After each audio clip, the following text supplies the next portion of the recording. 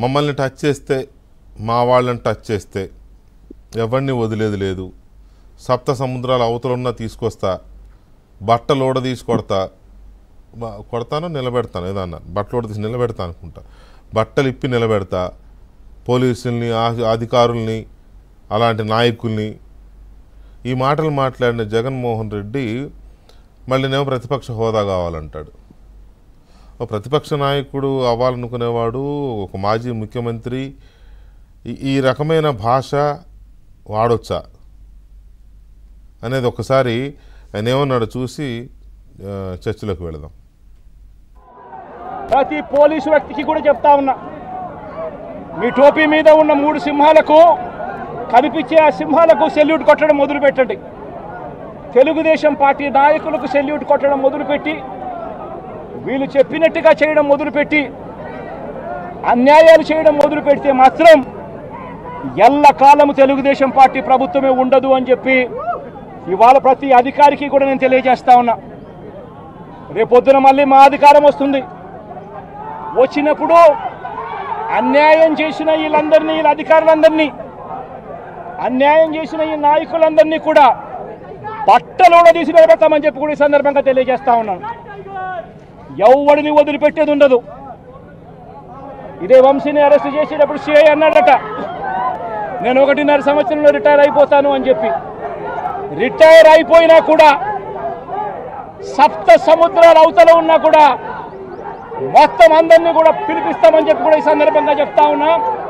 చట్టం ముందు నిలబడేట్టుగా చేస్తాం, బట్టలు ఊడదీస్తాం, న్యాయం జరిగేట్టుగా చేస్తాం అని ప్రతి ఒక్కరికి కూడా తెలియజేస్తా ఉన్నాం.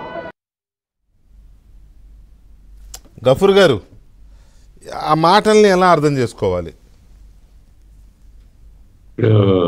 అది ఒక రకమైనటువంటి ఫ్రస్ట్రేషన్ లో వచ్చేటువంటి మాటలండి అవి. బాధ్యత లేని తనం కాదా? ఏమండి, బాధ్యత లేని తనం కాదా అంటే, నా హుందాతనం కాదు కదా.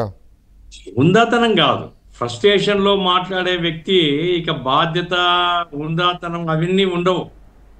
ఫ్రస్ట్రేషన్ లో ఉండేవాడు ఏం నోటికి వస్తుంది వాతాడు.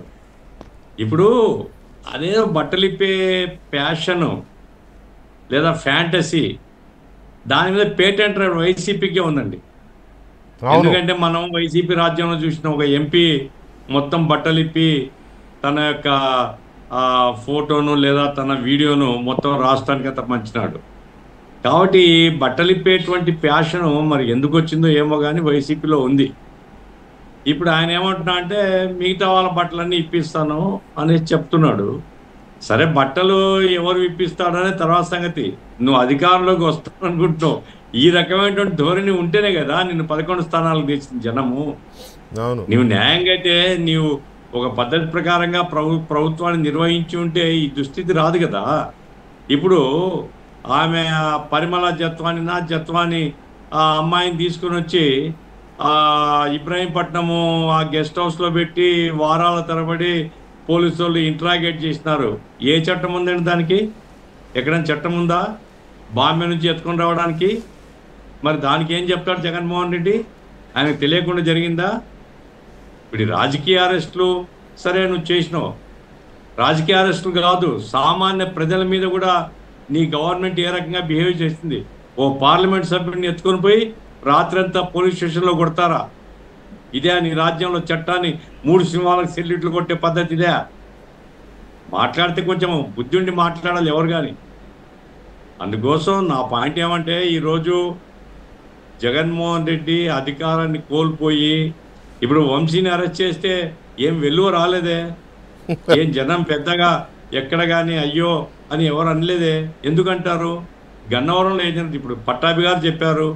పట్టాభి గారు చెప్పడమే కాదు, ఆ రోజు టీవీ ఛానల్స్ అన్నింటిలో చూసాం కదండి, అందరు చూశారు ఏ రకంగా తెలుగుదేశం ఆఫీస్ మీద దాడి జరిగింది, కంప్యూటర్లు పగలగొట్టింది, దౌర్జన్యం చేసింది, కర్రలతో కొట్టింది, అవన్నీ ప్రత్యక్షంగా చూసినాం కదా. అంటే వంశీకి ఏం సంబంధం లేకుండా జరుగుతుంది ఇది. ఇప్పుడు బీసీ నాయకుల ఇండ్ల మీద దాడి చేసింది కూడా చూసాము. కాబట్టి దౌర్జన్యం, మాకు అధికారం ఉంటే